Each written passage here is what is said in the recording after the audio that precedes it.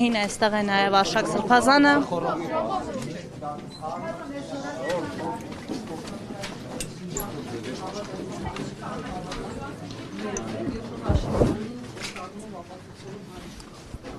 Ես չեմ կարծում այդպես խնդիր է դրված։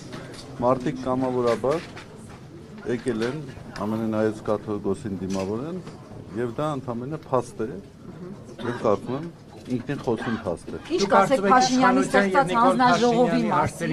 որի կազմում պետք է ընդգրկվեն մարդիկ, որոնք գոնե մեկ անգամ Աստվածաշունչ են կարդացել, հավատում են Աստծուն, այդ չափանիշների տեղյակ են, աղոթում են ամեն Դժվարանում եմ որևէ մեկնաբանություն անել, կարծում եմ մեկնաբանությունները ինքներդ էլ հետևություններ Եկեղեցու ներսում կան բարձրաստիճան, եկեղեցու ներսում կան բարձրաստիճան սրբազաններ, ովքեր վեհապարին դեմ են։ Օրինակ Վազգեն Միրզախանյանի մասին է։ Իհարկե ոչ։ Վազգեն Միրզախանյանը միանշանակ ընդունում է կաթողիկոսին։ Իհարկե։ Մասնակցել է վերջին հոգևոր խորհրդի նիստին։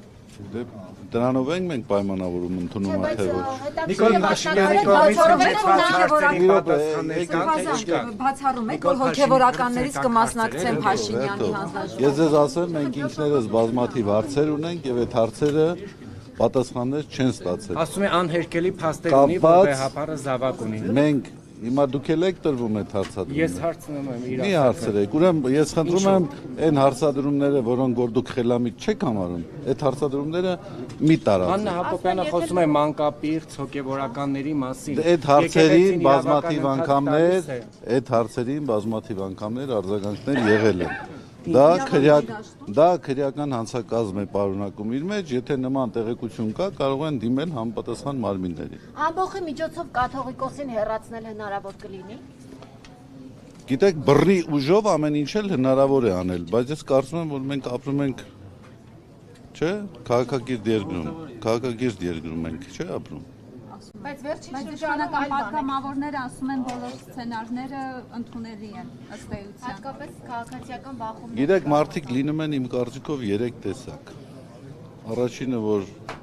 ասում են ճիշտ, երկրորդը, որ ասում են սուտ, եւ երրորդը, որ ինչ ուզում են ասում են։ Հիմա ինչ ուզող ասող մարդիկ հավանաբար շատ կան։ Ինչ ուզեն կասեն։ Ինչու են պատերազմ հայտարարել եկեղեցու Սրբազան։